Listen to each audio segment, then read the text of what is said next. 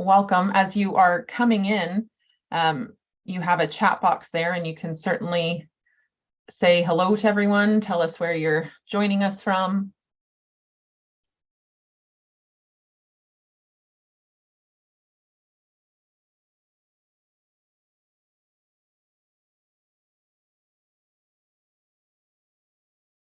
So welcome.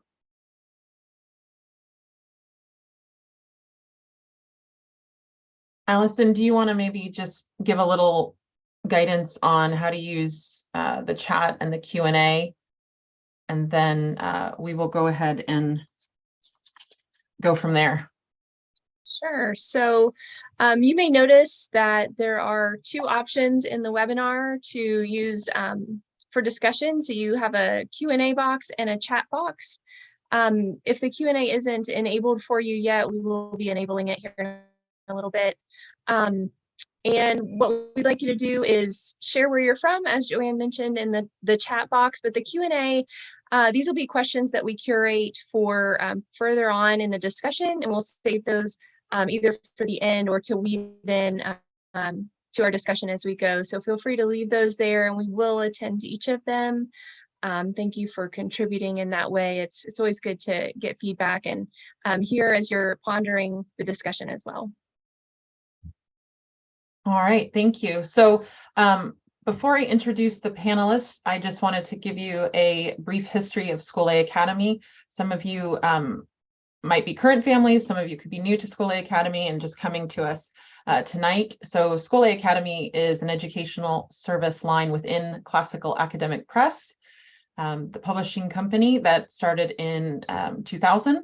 Scholé Academy started in 2014, very small, 8 students, 2 classes in Latin and Logic, and quickly grew from there. So we currently serve over 1,800 students. We have 3 houses of studies. So in addition to students joining us for the core classes, if you will, they also have the opportunity to take classes within one of 3 specific Christian traditions, Catholicism, Orthodoxy, and Anglicanism. And so we provide that opportunity. The teachers there are practicing in that specific Christian tradition. And our largest house is St. Raphael's School, the Orthodox House of Studies, and then the smaller schools, Canterbury House serves the Anglican community and the broader Reformed Protestant families.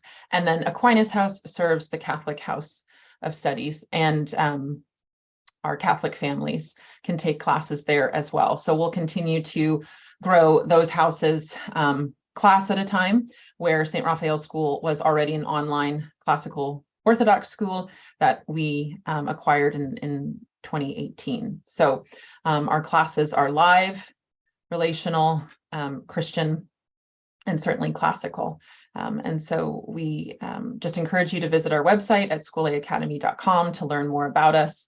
And we're currently preparing for our 2023-24 launch season, which will start February 13th. So tonight, I'm very excited to introduce to you several professors who are coming tonight to talk with us about the role of Christian liberal arts education, specific to preparing students for a life of virtue. That's something that's very important to us at Scholé Academy. Preparing our students to be able to take advantage of moving on in their studies and perhaps attend one of these universities or others that are that share the same or similar values that we have at Scholé Academy. So tonight we have Dr. Matthew Smith from Hildegard College. This is a new college that he is the founder of, and their first class will be this fall, 2023. So we're very excited to have Dr. Smith with us. And then we have Dr. Gary Hartenburg. He is from Houston Christian University Honors College. We have Dr. Michael West from the University of Dallas.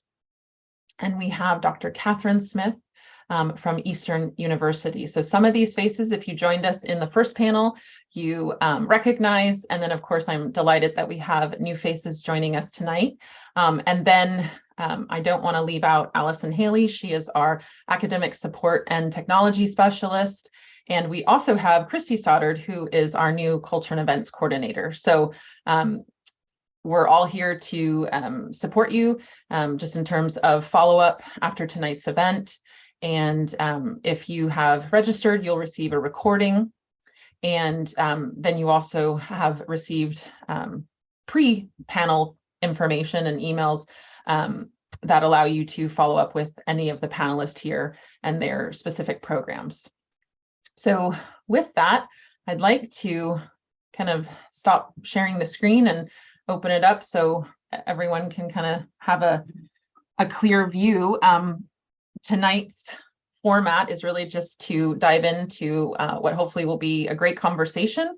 And as Allison said, there's a chat box, there's a Q&A that allows you to add questions while we're talking. So if you have a great thought, great idea, you don't have to keep it to yourself. You can put it out there in the chat or the Q&A, and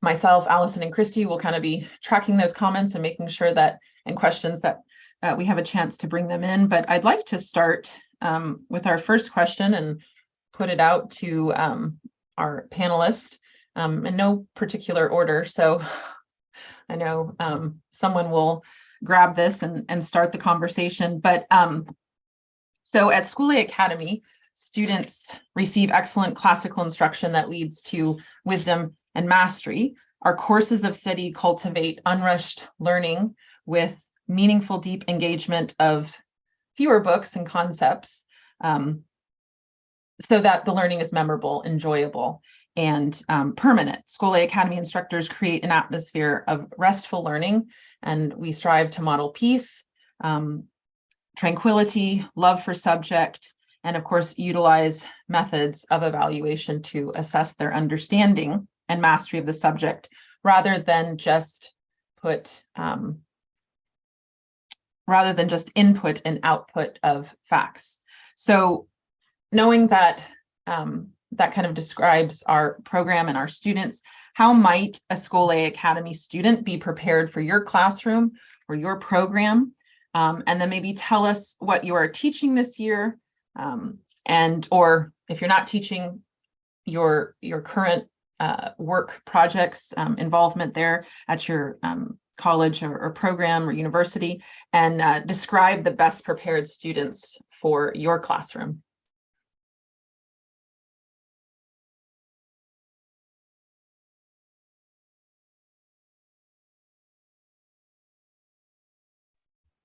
I'm happy to jump in. Thank you, Joanne, for having us. I'm a big fan of Scholé Academy and CAP and the approach you take to learning through patience and peace and rest that I think is inherent to liberal arts studies. So Hildegard College, where I come from, is a new college, as Joanne said, and we have a unique program that is a liberal arts program. We offer a single degree, so it's a Bachelor of Arts in the liberal arts that uses a great text curriculum, including the natural sciences and mathematics, economics, politics, theology, literature, philosophy, from antiquity to the present. But then we pair that with a major concentration in entrepreneurship.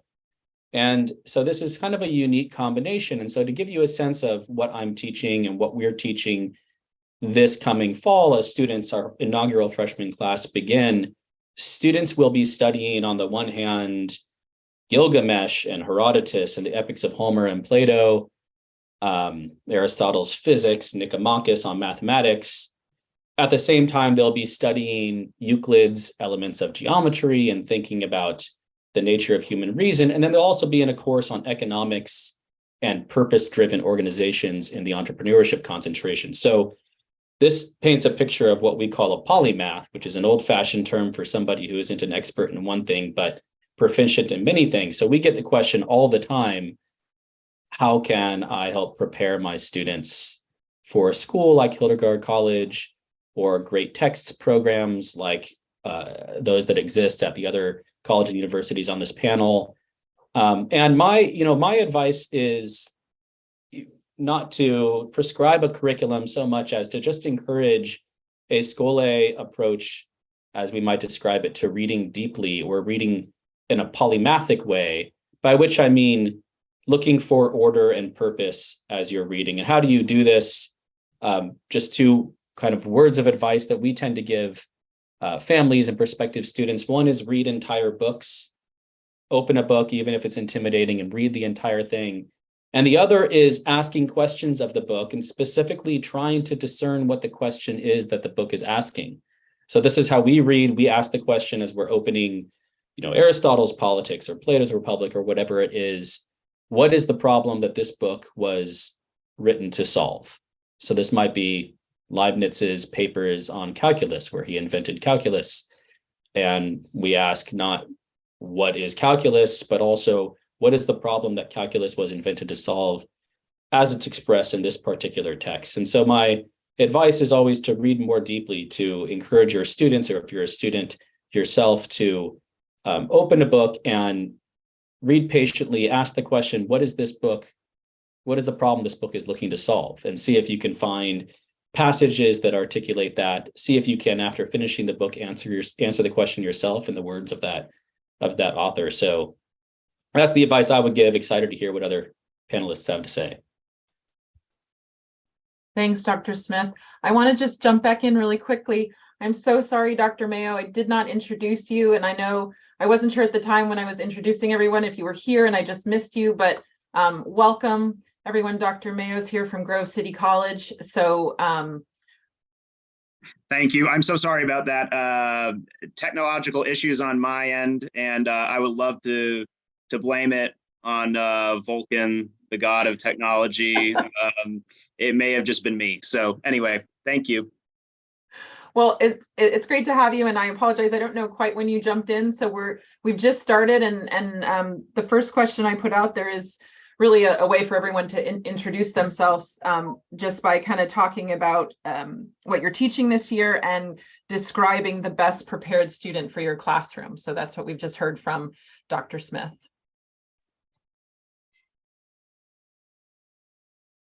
So I really love what Dr. Smith said about questions and practicing the ability to ask and to discern what is the question that the text is asking. I guess I want to tell you about one of the best students I've had in my classes. So I teach, when I work with undergraduates, I teach 2 courses in a literature sequence that all students take here at UD. And it's a kind of standard great work sequence: Homer, Virgil, Dante, Milton, Shakespeare, Dostoevsky, that sort of thing. That said, the students who are best prepared for my classroom are actually not the students who they are not prepared because they have had exposure to any of these works beforehand. Some of them do, but many of them don't. Instead, I think actually the best prepared students are those who have 2 seemingly contradictory qualities. They have that quality that Dr. Smith talked about. They're able to receive willingly the good things that the text or the work is offering them. But the best students combine that quality with what I would think of as actually a quickness to question.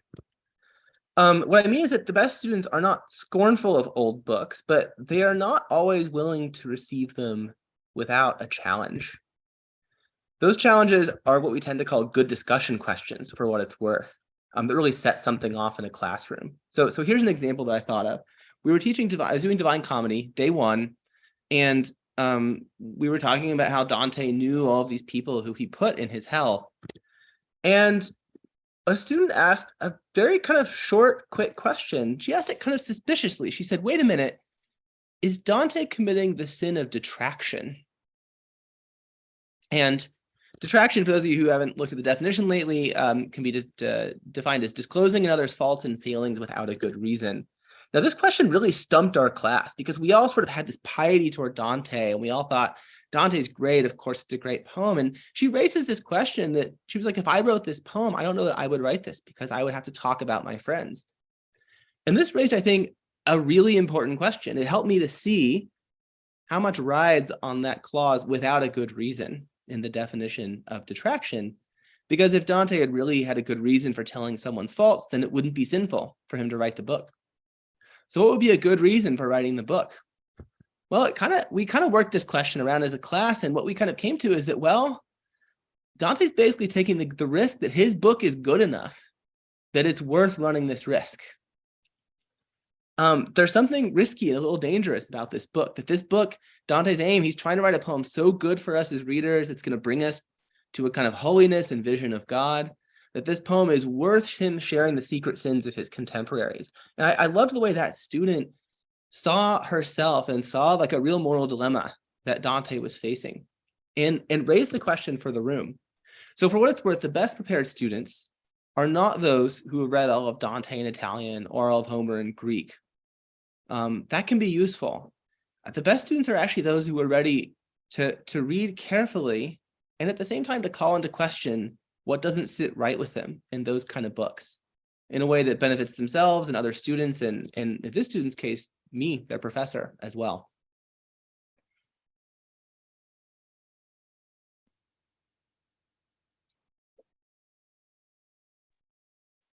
I'll jump in, and maybe it might help to describe the Honors College program at Houston Christian, formerly Houston Baptist. So our program is different than the one that Dr. Smith described. So ours is more like a traditional, the Honors College Great Books program satisfies all of a student's liberal arts core or gen ed requirements. So it's about 45 credit hours of their study at the university is going to be in the Honors College, where they're just reading through the great books, having Socratic seminars on them, that sort of thing. And then in addition to that, they've all got, all the students in the program have a traditional major. So any major that the university offers, the students can take courses in that major, work for a degree in it, and then for their liberal arts core requirements, they satisfy that through the honors program. So we, as you might imagine, we have students in lots of different majors, and all the way from, something like an English major where it's very familiar to them what they're doing, to an engineering major where this type of education, where they're reading old books and sitting around and talking about them, is quite different from the experience they have in their intro to computer programming course or something like that. So I think in that context in particular, but also in others, one thing I've found that really helps students is, and a lot of these I think maybe sound simple and obvious and turn out to be very difficult and in some cases rare, but just students who will trust their professors, students who will trust their teachers and their guides, because if you imagine if you're a new freshman and you come in and you are a nursing major, and we ask you to read something like Sophocles' play Antigone, and you might think, well, okay, I enjoy this, maybe I like it, and I like talking about it, but I don't. Like, I have to go take a pathophysiology exam, next period, and this is a big jump. I might as well be living in two different worlds. And oftentimes, all that the professors can say to such students is, just have some patience. You'll see how things will come together in a year, or in 2 years, or in 3 years when you've gone through the whole program. And you can kind of, at that point, look back and see how things were coming together in a way that you didn't realize at the point.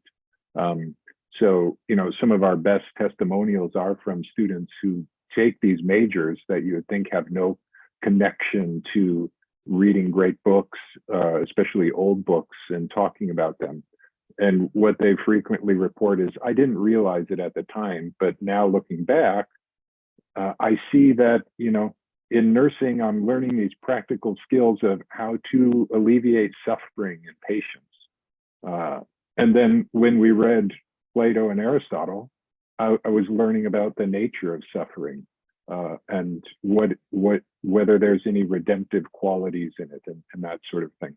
So I would say a good quality that a student has in these sort of programs that require a long-term investment, 3-4 years to finish, is trusting and patience, that things will come together and that there is a plan. and that this plan is intended to sort of culminate in a kind of holistic education. And so I would say if you're thinking about a college and you're thinking about a place like one of ours or others, right? Try to ascertain whether there is an actual plan in place for an undergraduate education. I think we'd all agree that you can go to a university and kind of get a slapdash or a hodgepodge education where there isn't really a plan to it. Kind of you do whatever you like, or the options are so varied that it's unlikely that there would be some intelligible coherence to them. But if you are in a place where there's a coherent program of education for you, just give it time and don't get frustrated after that first semester. Or if you do get frustrated, okay, but don't give up at that point. But just continue to trust and have a little patience that as you grow and develop and learn more, that eventually these things will come together and they'll make sense for you.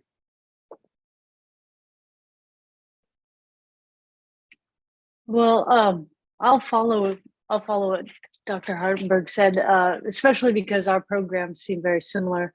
I'm at Templeton Honors College at Eastern University, and it functions is exactly the way that the Honors College at Houston Christian University functions. And so we do have students with lots of majors. We do have a cohort model, though, so that students do come to our college they're together for all of their general ed credits with us, and so they form a very tight-knit community, and they care about one another, and we see this change in them over their course with us. And I guess as I listened to the other panelists, I was thinking, well, what is it that what is it that has students stand out? And I do think someone, maybe even it's not a great concern, but with so many classical schools and classical curricula out there, we are getting students who come to our colleges, and the kinds that really thrive are the ones who come to it with a proper intellectual humility, who think that they have a lot more to learn, that they've just begun, they haven't finished, they've just started their education, even though they've come from a place that looks very much like ours. And I was thinking of one student in particular who,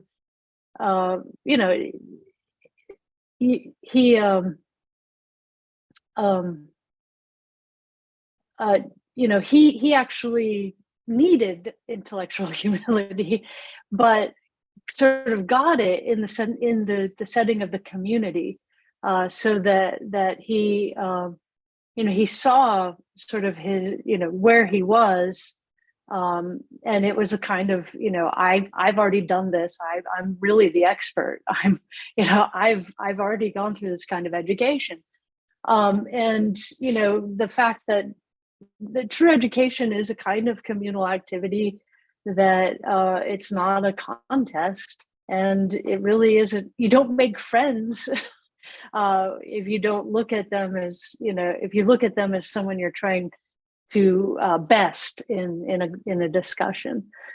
So it took him a little bit of coaxing, but it's the he became a better student when he realized, oh, I have to cooperate. I can't, I don't need to take up 20 minutes of class on my point, but I need to help other people. So yeah, the intellectual humility and the sense of friendship with your fellow students are things that I think really, would describe students being prepared for our kind of community. We don't even give grades in any real sense. So there really isn't any pitting yourself against one another. I don't know if Dr. Brian Williams, the dean, has written some on grading, and so all of the fellows, look at, to really try to de-emphasize that kind of competitiveness in our classes. So yeah, so that's the kind of student I like. Oh, by the way, I teach rhetoric, so. I'll jump in there and say I wouldn't give grades in the Honors College if the university didn't make us, but they've decided grades are the way to go. So, but I mean, it's another quality of a student, of a good student, is to not get fixated on the grade, but instead to just be thinking about the subject matter, what they're studying, what they're trying to learn. So yeah, here's a second. I wish we could not give grades, but we must suffer under the administrators, I suppose. Just to clarify, I do give grades, but we just the university does require us to give grades, but we really de-emphasize that the grading as being the end of the course, that's what they're there for. And I think one of our professors just says outright, like, you'll all get A's, just stop worrying about it. But we just, we really, we don't try to encourage a kind of view of the classroom as a set of assignments that you get through so that you get a little gold star at the end. So if I may jump in now, just because my comment seems in some ways like a footnote to Dr. Smith's, I too think that rather than locating the criteria, the skill set, and a package of abilities or capacities, intellectual capacities, I would say that at Grove City College, where I teach, we're hoping that something like the virtue of docility is there. Docility is this word which sometimes has a bad valence for people. It could be conflated with just intellectual weakness, actually. But James Scholé used to talk about it, docility as a virtue, and it goes back to the original root of that word, which means teachability, being teachable. And being teachable, I think, as Dr. West was putting it so beautifully, takes actually a fair amount of determination and strength. Sometimes being teachable means not just submitting to the text, but also submitting to one's classmates, submitting oneself actually to a position, committing to a position. One of the books I love, I was put onto by Dr. Chris Perrin, is this book, Norms and Nobility by David Hicks. And in that text, he actually uses dogmatism as a good word. It's good to be dogmatic. It's good to take a stand for something, because even if you're wrong, that kind of commitment is the only way that you will, through the process of conversation, through the process of seminar, through the process of dialectic, that you'll be able to come to the truth rather than through various caveats and qualifications, at killing the text through analysis. So we want analysis and we want synthesis, but it's really this virtue of being teachable. I mean, I think why was it that Lucy got in the wardrobe first? I was listening to the story with my kids on our trip to Connecticut to see family around Christmas time. But it's clear that Lucy should have got in before Edmund. And I don't know if it's too much of a stretch to try to reimagine the story in the context of education, but it seems like the student who has docility is the one who gets in the wardrobe first. And so being ready in that way, being prepared in that way to say, like Socrates, I'm willing to follow the argument where it goes, brings one into the realm of possibility. And at a school like ours, where one has both a major, but also this generalist's commitment to the humanities core, that's a really important thing. It can really make or break those core general requirements, whether I come into it with the right attitude of openness, openness with strength and determination and discretion versus a kind of apathy. So I also, like some of the panelists who have responded so far, I want to put it in the realm of a certain character trait that some of our students have. And personally, I wish I had more of my first year when I entered college. I suppose that's what college is all about too, is changing our affections as we go through the curriculum. So that's the way I would put it.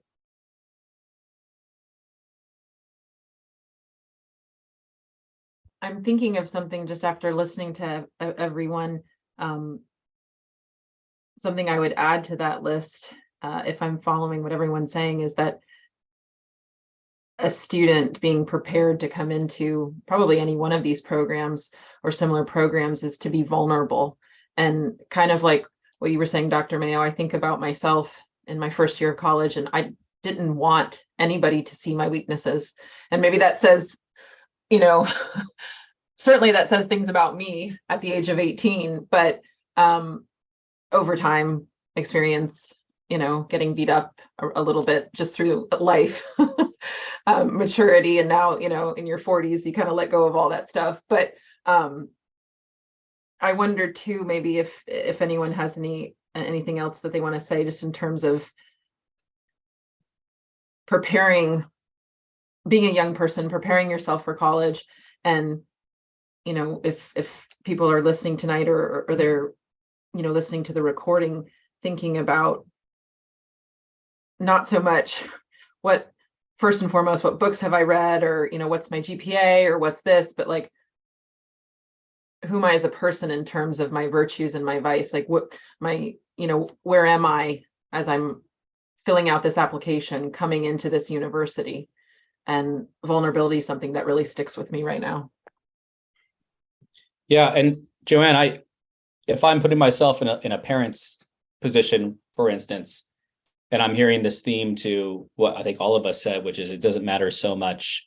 Here's a group of college faculty saying we don't care as much what you've read and what you've studied and how smart you are, as much as the kind of person that you are. Are you going to be patient and humble? Are you going to be studious? As a parent, I might be thinking, okay, well, great. So of course, I want my kid to be virtuous and patient and humble and all of that. How is this helping me? And I, you know, just not that this is a big revelation, but as it applies to actual studies, as your child is studying and doing their courses or doing Scholé courses online, naming these, if we call them intellectual virtues, naming these intellectual virtues as they're practiced, and then maybe writing about them or maybe reflecting on them. So you were reading a difficult book in one of your courses, you're working through a math book. What if you intentionally said, you know, this week I'm going to practice the intellectual virtue of humility or docility? And what if you reflected on that? So this is not going to show up in a college application. This isn't going to be, you know, I don't know, this isn't going to affect your grade in the class. But this is the sort of, if we can call it a discipline, that I think can have a serious effect on what we might think of as both your satisfaction and your qualitative success as an adult student in college later on.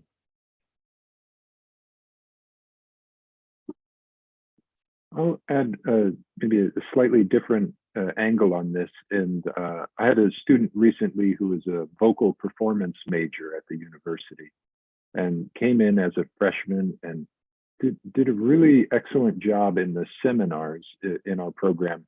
But something was never quite right, and I was her mentor, and so we would talk about how she approaches learning in a cohort with her fellow students. And it turns out that she was thinking of the classroom as a performance. And as a vocal major, right, she didn't want anyone to see her mistakes. And so she, in a way, practiced for class very, very much. And then when she got to class, it was showtime. It was time to perform. And over time, she gradually realized that this was actually inhibiting her learning, because she had to be willing to sort of venture beyond what she was comfortable thinking about and talking about, and even sort of guessing and hazarding opinions and raising questions that she herself didn't know the answer to, or maybe even clinging on to an idea in the discussion that the other students had rejected as bad or wrong. And so she became more willing to think of me as her professor, for one, not as a critic or a judge of her performance, but as somebody who was collaborating with her in the classroom to grow in knowledge. So this conversation reminded me of that student in particular. And again, so just to pass on, parents, right? Let's not teach our students to think of education as a performance, where we have to kind of hide or cover up or avoid something that might get a critical response from our judges.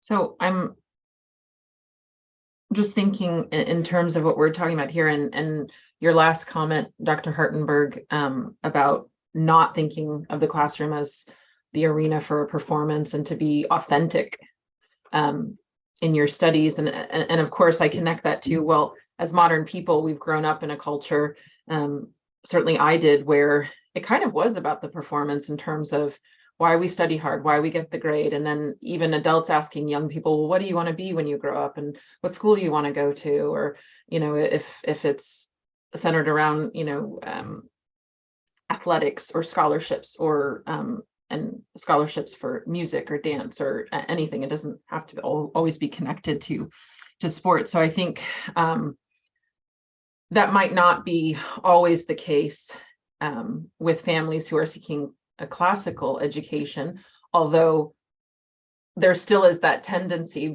because we do want our children to be successful. And so we do have those types of questions. But I'm wondering, in terms of this next question, if we can kind of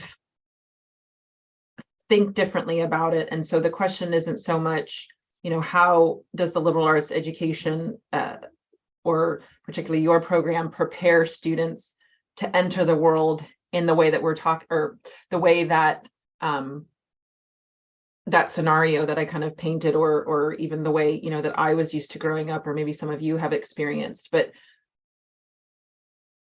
at Scholé Academy, when we talk to our students and we talk about, being lifelong learners and the long road, and I even was talking with Allison recently, our school is a Christian classical school, so the long road is heaven, right? Like, it's not just the job, but we really are caring for eternal souls. So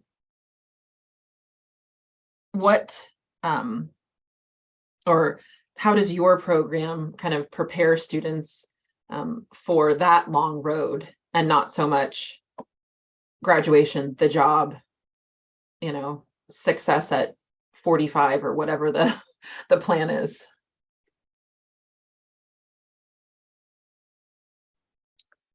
Well, because this thought is sort of in my mind immediately, I'd like to share it. But it's something that Dr. Mayo said is, the question of forming affections. And we, the affections that you come out of college with, if they're formed well, it seems to me that you have priorities that that you as an adult might actually have more clarity on where you're going, what you want, whether you want a family, whether you want to go into graduate school. We have a capstone class at the end of a student's study with us that really has seniors take stock of where they are, how far they've gone from freshman year to senior year, and they actually one of the I guess one of the things that they can choose to do is to go to people they respect and ask them, what's your advice? How should I proceed? What's the best advice you could give me? What are the things that I should love or continue to love? So I think that the disposition that all of our programs hope to instill is that disposition of reflection and real deep reflection on what we want to love, the kind of life that will lead to not simply material happiness, but kind of life that's fulfilled, and that that has at the end of one's life has few regrets about what might have been. I think that's I've been recently listening to this popular podcast from the woman up at Yale, who's her class on happiness was explosively popular, and it's from a psychological and neuroscientific point of view. And every episode I listen to, I think, well, we knew that. As color, and it's some of the podcast titles are "Money Doesn't Make You Happy." Well, yeah. Friends and community, they make you happy. These things that the wisdom of all the literature that we read reinforces. So I do think that we do put happiness and the shaping of affections as this, not this superficial goal, but really the deep thing that would, make your life fulfilled is how we hope to send students out of our programs. But yeah, so it's the shaping of affections, I think, especially. I love that, and building on what both Dr. Smith and Dr. Mayo said about the shaping of affections, it reminds me of a problem that I am positive that my fellow panelists have experienced, especially in recent years, which is that students within the last 5 years in particular, in my experience, undergraduates have a really difficult time dealing with challenges, not just academic challenges, but personal challenges, spiritual challenges. Whatever's happening, there's a need for the cultivation of fortitude and perseverance and resilience that helps students for that long road that Joanne's describing. And in my opinion, it has to be addressed not secondarily as an ancillary part of the education through meeting in office hours and things like that. It has to be addressed head on in the education. And many of the programs represented here do this by saying, well, you're going to learn about virtue by reading Plato and Aristotle and Virgil, and you're going to cultivate some appreciation, a mature appreciation for beauty by reading Dante and Milton and so forth. But I think it should also be addressed pedagogically, and how many ways to do this. How we do it at Hildegard is through an actual course called Formation. It's called Formation. It lasts for 3 years. And it's where students learn and practice and hold one another accountable for practicing disciplines that help them work through challenges, again, academic and spiritual challenges, personal challenges, even kind of pre-professional challenges as they study entrepreneurship. And our program combines liberal arts and entrepreneurship, and we put into practice an entrepreneurial principle that we teach that is this: high expectations met with high support. And this is countercultural because young people today are taught to celebrate brokenness. So you're broken, but you should celebrate it. You should embrace being a victim instead of saying you are broken, let's recognize it, but then let's work through it and let's improve. And so high expectations, high support for us means our program is extremely academically challenging, and yet it's also extremely academically supportive in small classes, lots of resources for how to manage the workload, almost incessant access to faculty if you want. So for me, if you're thinking about colleges and looking at different programs, it's a fair question to ask, how is your program, how is your university or college going to help my child, or help me if you're a student, become the kind of person who's a person of virtue and fortitude and perseverance? And it's a relevant question because it's countercultural. It's not the default formation you're going to get, I think, at an average university.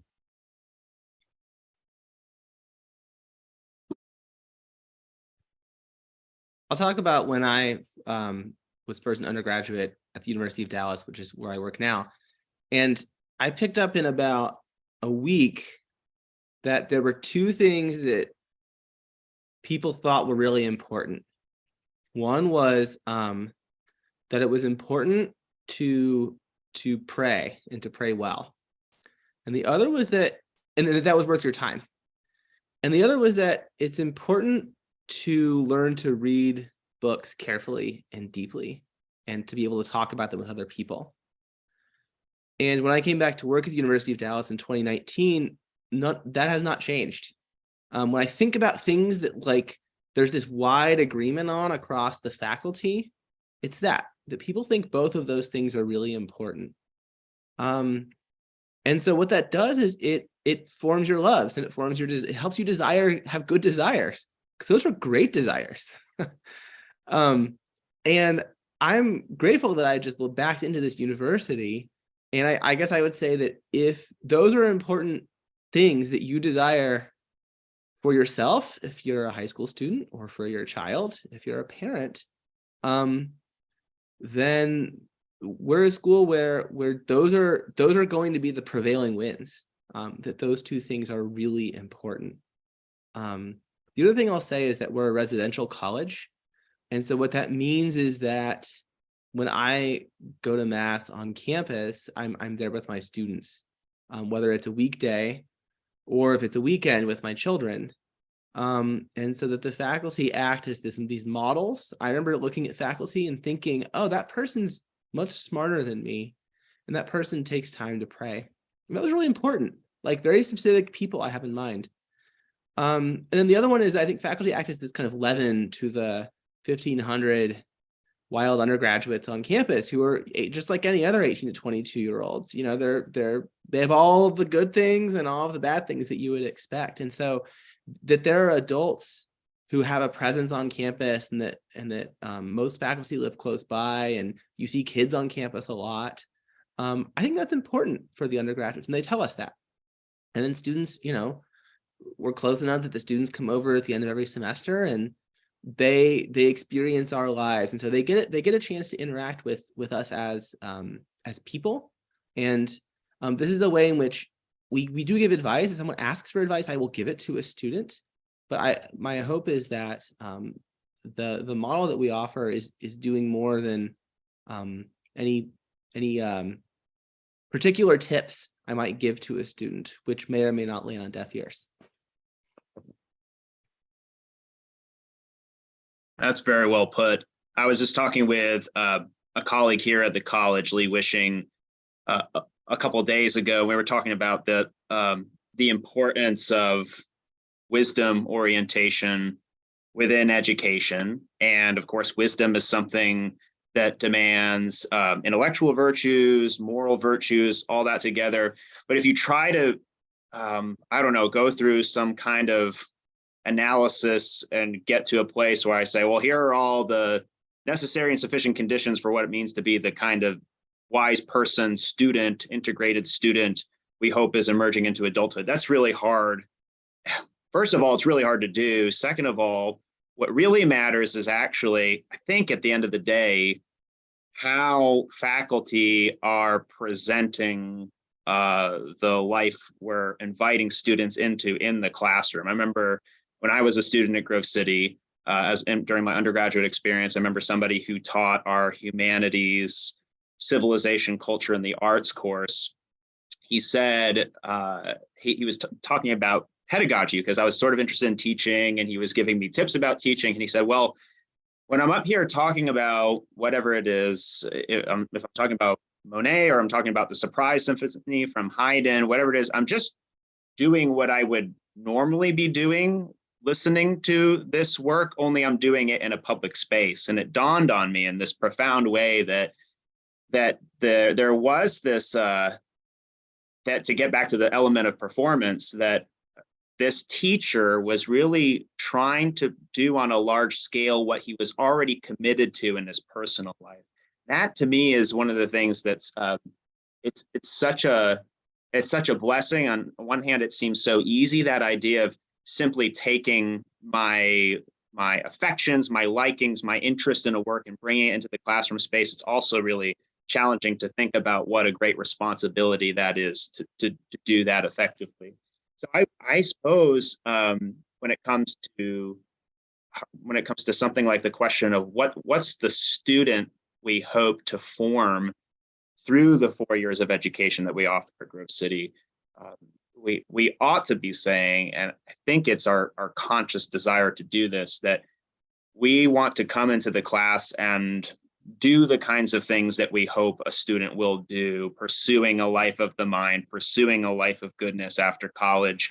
To go back to David Hicks again, I think he said somewhere in the book that a measure of how well an education has worked is what does that student do with his or her leisure time after the fact. And I think, well, that is such an interesting counterintuitive criterion for how well this thing has gone. And so anyway, that's the aspiration. It's not always the reality, but it's the ideal, that we would be kind of creating a little bit of a microcosm in the classroom. Sure, the students in that class may not spend the rest of life I hope they return to Milton. I hope they return to Dante. And I hope they come back again and again.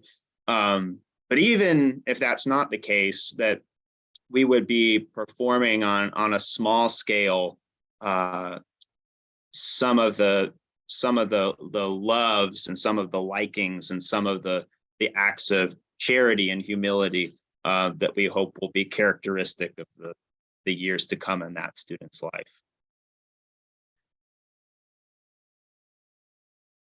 Yeah, just following up on that, one thing that I think surprises a lot of students in what I'm guessing are the classes that we all teach is when we ask questions that we don't know the answer to, or that we admit our own ignorance. And oftentimes I have students who think that I'm joking when I say, well, I don't understand what this book is really about, or I don't understand this particular aspect of this text or this author's ideas. And so it's sometimes there's work to do there. No, like, I'm not putting on a show for you, right? I'm asking questions that I myself genuinely have. And I think they're a little surprised because, well, maybe my high school teacher wasn't an expert on Shakespeare, right? But certainly you professors who have studied Shakespeare and are professors at universities, you are experts. And so you have answers to all the questions. And it's like, no, even me and in my area of study, I don't have all the questions, and being open and forthright about that. It's always amusing to me anyway, when they're like, well, you're joking. You're going to tell us the answer now. You're putting on a show. And the answer is no, I wasn't.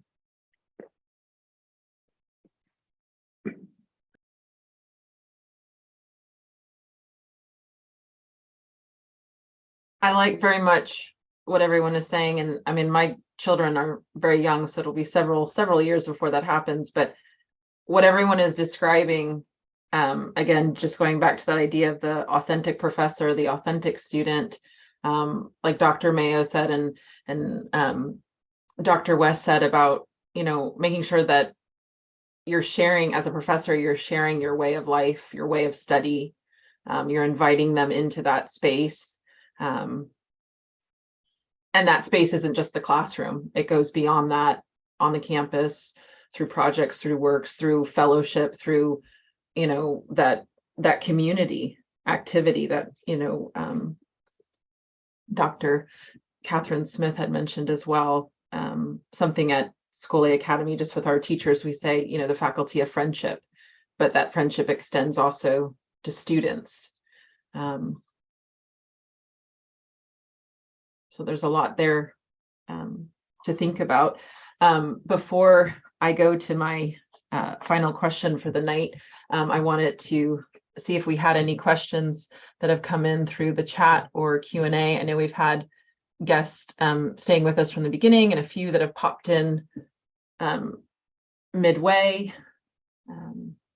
Allison, I don't know if you have any questions before we kind of bring it to a close.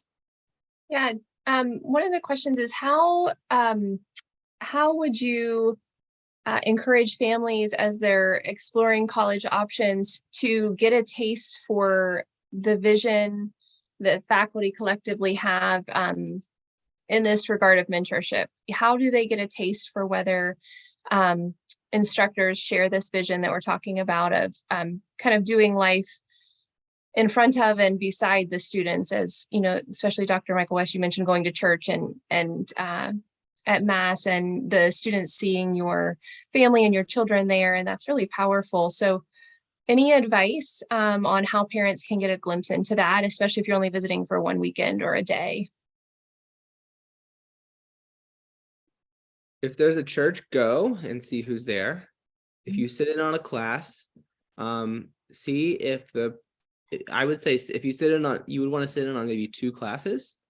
Does either professor talk with the students before or after the class? That doesn't tell you everything, but it can tell you something. Do you see professors talking with students in hallways or not? It's not that sometimes you have to run to the next class and you don't have time, but it can be telling. So those are things that if let's say if you see those, that's a very good sign.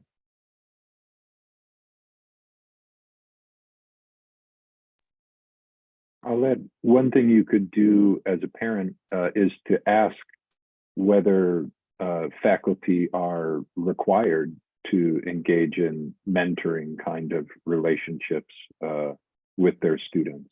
So in the Honors College, it's part of all of the faculty who teach in the program to take on students that they mentor. It's not an optional thing, right? And it's not just, oh, if this student happens to show up during my office hours, but no, it's a required part of the curriculum, both on the part of the faculty, right? Part of my job description, and it's required on the part of the students, right? In as much as it counts towards their they have to meet with their mentor a certain number of times every semester. So one simple question could be, is it required in any way? Or even if it's not required, how serious is this commitment taken? And I would encourage you to ask around, ask the students who are there, right? What are your relationships like with your professors? How well do you get to know them? That sort of thing. And just to reinforce that, I would say that for a lot of the topics we discuss, whether is mentorship practiced, is there spiritual mentorship and spiritual discipleship offered? Is there any kind of formation and virtue being done? That the yes by osmosis answer is not sufficient, right? Where you might hear, sometimes students go to professors' houses for dinner. Sometimes you can go to office hours, or, I think there's a Bible study that started over here. It's not good enough anymore. And I think that parents have a prerogative to ask, well, what's required? Like Dr. Hartenburg said, is it required that students have a faculty mentor? How often do they meet? What do those meetings consist of? Is there spiritual formation offered? Is it curricularized? Are students being given tools and held accountable to use them for their perseverance as students and their study habits? I think we're in a world now where it's completely justified for parents to be asking, Is it required? Where is it curricularized? Show me it in your program.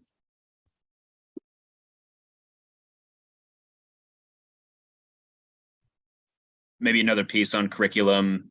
This is something you could pick up without visiting the college, but to take a look at what's being read, what will my children, what kinds of works will my children be marinating in? And then I suppose when you do come to a class, to pay attention whether the mode of that class is lecture or seminar, to be paying attention to what's expected of the students.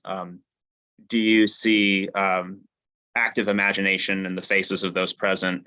Do you see rote work or note-taking? And so look, if the curriculum is the course run, if it's where my student is headed, then it might make sense to just take a look at that and see. I love the word from the Charlotte Mason School of Education, twaddle. Is it a lot of twaddle, or is it a feast? Is it a banquet? And that you can pick up on pretty quickly from a scan of a college website or university website.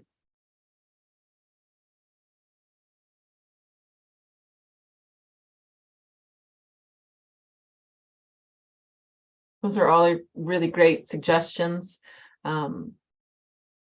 Any other questions? I think we just scrolling.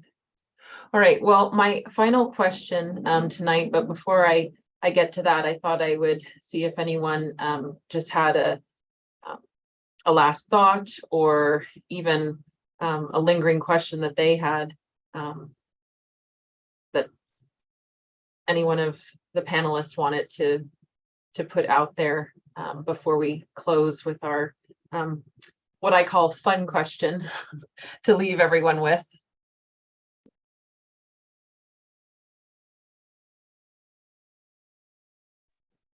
I'll jump in and just say it's really encouraging to hear all about the different types of classical education that's on offer. And sometimes it can be, it's easy to fall into it's just sort of me against the world, and millions and millions of other students who aren't in my program, and how could it possibly ever make a difference?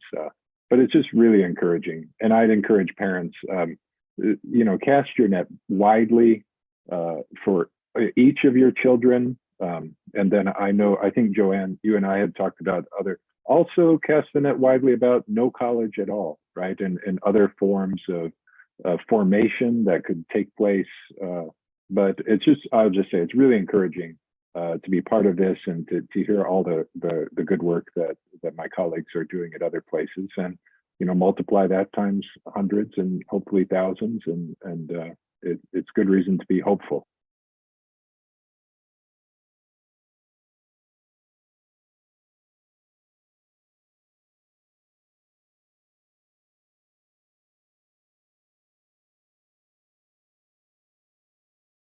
Thank you, Dr. Hartenburg, for that. I think the same. Even tonight, as a mother, like I said, of young children, I'm encouraged and inspired, and I kind of think about how important it is in terms of thinking of education in the home and outside of the home, and looking at that in a way as a garden, and what are the seeds and things that we're planting now to prepare. And some of our other parents certainly have students that are in their final year before going on to college, or whatever that next step may be, gap year, or something else that's important to their formation. And so getting us together to have these conversations for our families, but also, like you said, for each other as colleagues, for encouragement, inspiration. And I'm also thinking of you, Dr. Matthew Smith, with Hildegard New College coming out and starting, and many other professors and parents even who are wanting to find new places, and places where they can feel that their children are continuing in a tradition of education, or as we've been talking about, kind of this pursuing the life of good leisure, the intellectual formation and spiritual formation that we've been starting, and some of us are at different points in that journey, K to 12, but you all and many other universities become a part of that path for our students. So we hope to continue to do these types of events to bring you guys back together, and new faces as well, and just continue the conversation, to provide our parents with encouragement and information and hope, and just to help everyone make good connections. So I thank you very much for your time tonight. And before we go, I thought the final question would be a good book recommendation, because we all love to read. So we'll just kind of go around the room.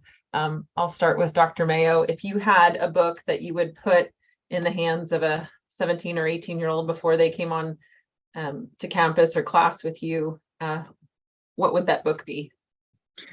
Okay, so my book recommendation is something that it was a recommendation from a friend I met during my PhD time at the University of Dallas. So this is one I think that maybe Dr. West may know, The Intellectual Life by A.G. Sertillange. This is a wonderful book written, I believe, in the 20s, 30s by a Dominican monk. And it's a reflection on, in both a very practical way, but also just a deeply beautiful poetic way, how we learn, why we learn, what is the life of the mind. And even if you have 2 hours a day of extra time to dedicate to reading, thinking, producing thoughtful work, how do you do it? I won't tell the story here, but this book has, it came at a very important time in my life and profoundly redirected my focus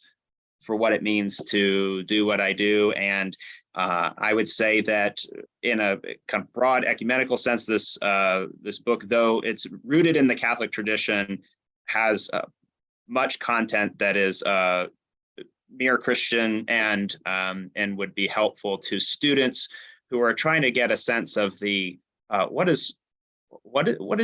I do? How do I make myself alive to both the rigor and seriousness of college and also the delightful fun that's waiting for me over these 4 years? And so he has great recommendations about, he says, learn to defend a thesis and glory in a sunrise, and make yourself open to creation, make yourself open to the beauty of the world, but also learn how to become somebody who has extensive reading, go deep in your reading, dedicate your reading to the unity of truth. So and for its practicality and just for its high vision, I'd really recommend this book, Sertillange. I'm always afraid, I'm sure I'm mispronouncing his name, but it's a great text, The Intellectual Life.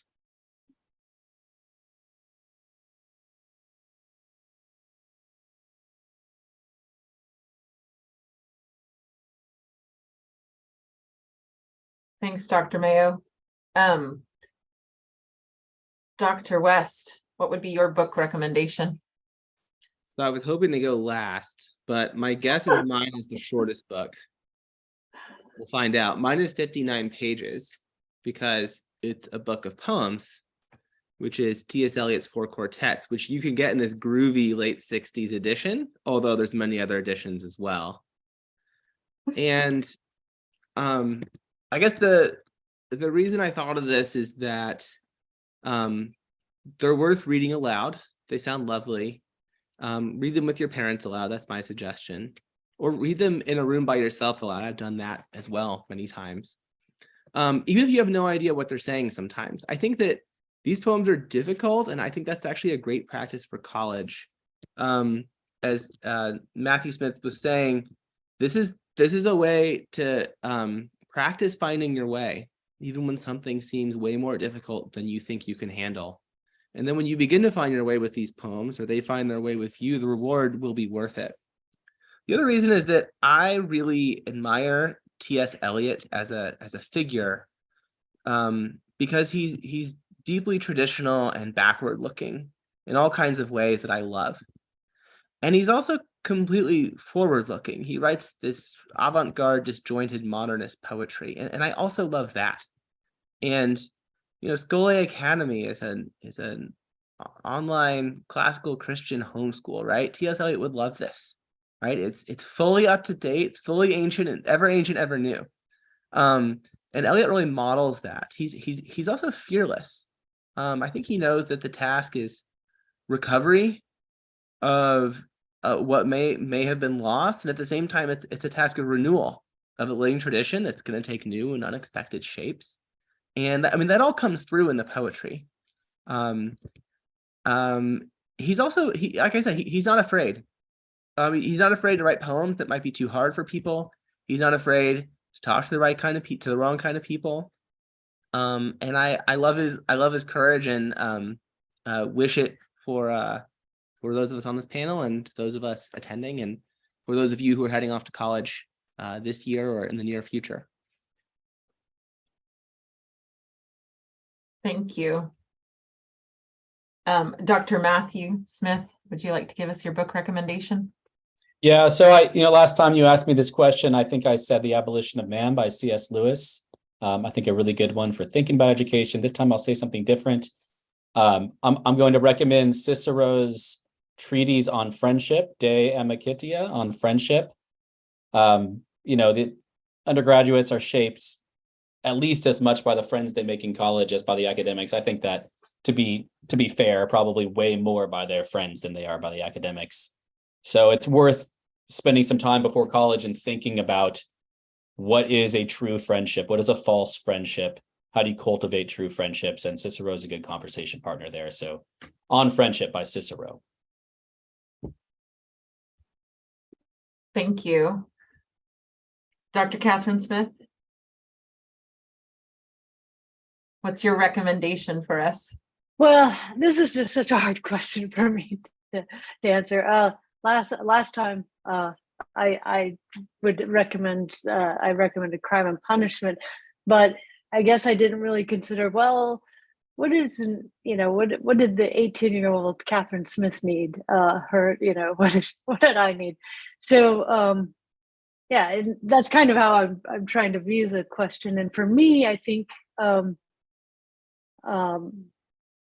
probably the most important book that could have been put in my hands earlier than it was, luckily it was Augustine's Confessions.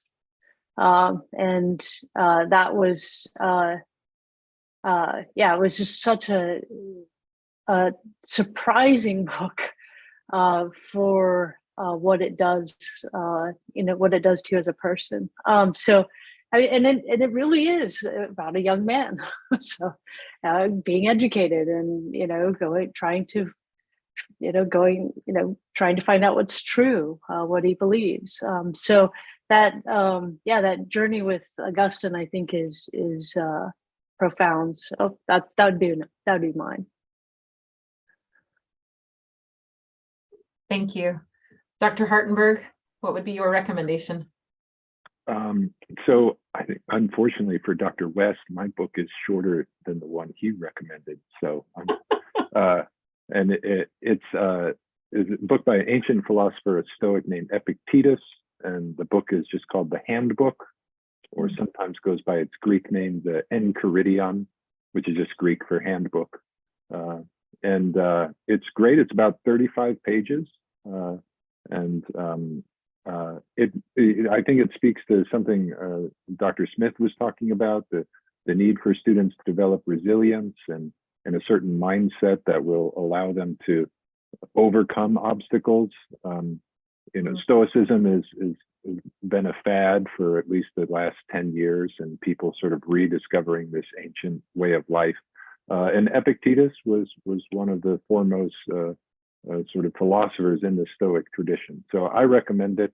It's really easy to read. It's written in very sort of short sections, each really pithy, and each one that, you know, get a couple people together, just read one of the sections, and sort of the discussion and the arguments kind of just naturally flow out of that. Because he says things like, there's nothing good or bad in the world. It's our judgments that make them bad. So, right. So if you say, oh, this horrible thing happened to me and it was bad, Epictetus would come along and say, no, the horrible thing, quote unquote, horrible thing that happened to you, that wasn't bad. Your judgment that it's bad, that is what is bad. And so in my experience, this never doesn't result in really good discussions about, well, okay, how should I think of these things? All my students know by the end of their time with me that the first line of this book is, some things are up to us and some are not. And just sort of recognizing that and sort of realizing the weight that it has as we live is always fruitful. So I recommend the handbook, The Enchiridion by Epictetus. Thank you so much. Well, that concludes our evening. Thank you to each and every one of you, and to our parents and our students, and those of you that could not join us live, but I know you'll watch the recording. Dr. Smith, did you have a question? I saw your hand go up. Always use that hand to say, thanks for coming. Oh, that's great. I just didn't want to close it if you had something to say, but yeah, thank you for being here. And like I said, thank you, parents. We will provide the recording. And of course, you all have the information and ways to connect with any one of our panelists and their programs. And we're here at Scholé Academy to support you. If you need any information on any of our panelists tonight, we can also help connect you. So thanks again, everyone. Have a good evening. Good night.